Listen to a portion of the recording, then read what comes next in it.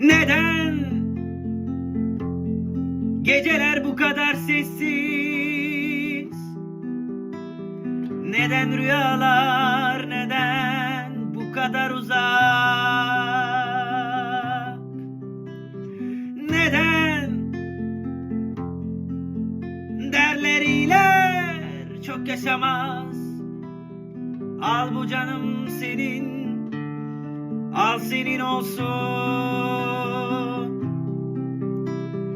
Gizlesem de hiç fayda etmez, söylesem de daha beter. Sorma neden,